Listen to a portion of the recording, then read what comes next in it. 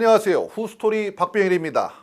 전세살이 소름, 어느 때보다도 심한 때입니다. 3개월 동안 본 집이 뭐 한 20군데는 넘죠.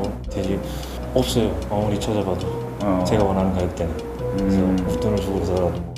계약갱신 청구권 등 이른바 임대차 3법으로 전세 매물이 귀하디 귀한데다가 설사 매물이 나온다 해도 보증금이 하도 올라 헉소리 납니다.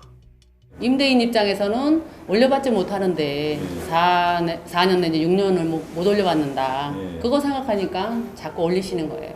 작년 7월 말 이후에 신규 거래된 서울 아파트 2만 4천여 채의 평균 전세금은 5억 6,875만 원으로 2년 전에 비해 무려 30.4%나 올랐습니다. 같은 아파트 단지, 같은 평형인데도 전세가가 배 이상 차이가 나는 황당한 상황도 벌어지고 있습니다. 메토는 주인이 임대사업자라서 2억 5,500에 산다. 이쪽 집은 그게 아니라서 5억에 살고 있죠. 현실이에요, 그거는. 정부는 전세계약 갱신률이 77.7%에 달한다며 임대차 3법이 세입자 주거 안정에 도움이 됐다고 했는데 과연 그럴까요? 자, 이 전세입자 얘기 한번 들어보죠. 보증금 3억 5천만 원에 월세 75만 원에 살았답니다. 계약 기간이 다 돼서 전세 갱신을 하려는데 주인이 이렇게 말하더랍니다. 만약에 시세대로 계약을 니네들이 할 수 없다면은 본인들이 뭐 여기 들어와서 뭐 실거주할 마음도 있으니 이거에 대해서 좀 생각해 봐라.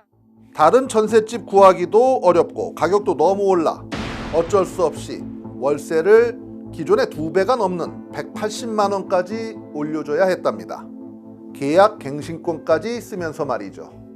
최근에 정부에서 발표한 통계에 보면은 뭐 이렇게 뭐 많은 사람들이 계약갱신 청구권을 써가지고 뭐 전세금이나 월세 이런 게 낮아졌다라고 얘기는 했는데 현실은 너무 다른 거예요. 이렇게 전세살이도 서러운 이때 보증금 다 날리고 거리로 나앉게 된 세입자들도 있습니다. 이모 씨는 어렵게 모은 돈과 대출금을 끌어모아서 지난해 깔끔한 원룸 신축 건물의 전세를 얻었습니다. 저 같은 경우에는 작년 5월경에 이제 전세 9천만 원에 들어오게 되었고요. 그런데 지난달 우연히 이웃으로부터 이런 황당한 얘기를 듣게 됐답니다. 올해 6월 초쯤에 다른 월세 세입자분께서 이제 나가셔야 되는데 건물 주인이 연락을 안 받고 잠적한 것 같다. 화들짝 놀라 등기부 등본을 확인해 보니 건물이 이미 지난 5월에 경매에 넘어간 상태였습니다. 만약 경매가 그렇게 끝나게 되고 다들 보증금을 못 받고 새 집주인이 이제 강제 퇴거 명령을 시행하게 된다면 다들 돈 한 푼 받지 못하고 쫓겨나게 될 상황이 놓인 거죠.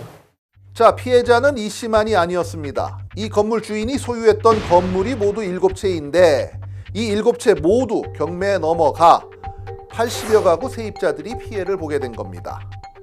자, 그런데 하나 이해가 안 되는 대목이 있습니다. 이들이 입주할 당시 건물가의 반 이상 근저당이 설정돼 있었습니다. 그런데도 왜 전세 입주를 했을까요? 중개원은 저한테 이제 이 건물이 16억 정도 하는데 이제 은행 빚이 8억 정도 되니까 여기는 투룸만 전세가 나갈 거고 그다음에 제가 선순위니까 나갈 때는 문제도 없고.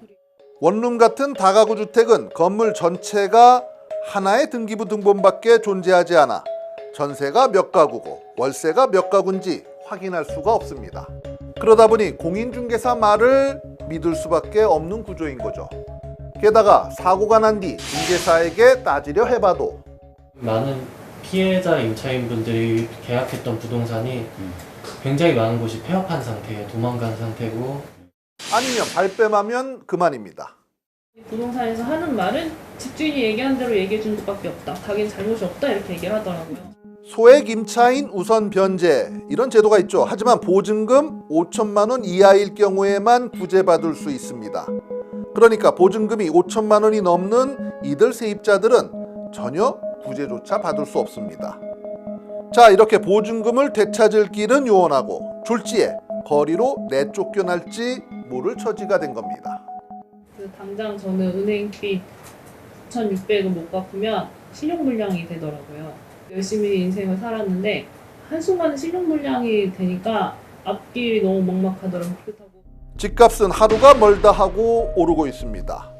집값 상승이 전세가 상승을 동반하지 않도록 하겠다는 정부의 호언장담이 무색하게도 전세 매물 품귀 현상과 전세가 상승이라는 악순환이 이어지고 있습니다.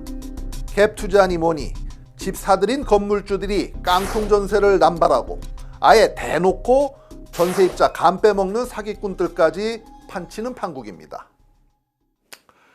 집 없는 서름, 돈 없는 서름 언제쯤 끝나게 될까요? 후스토리였습니다.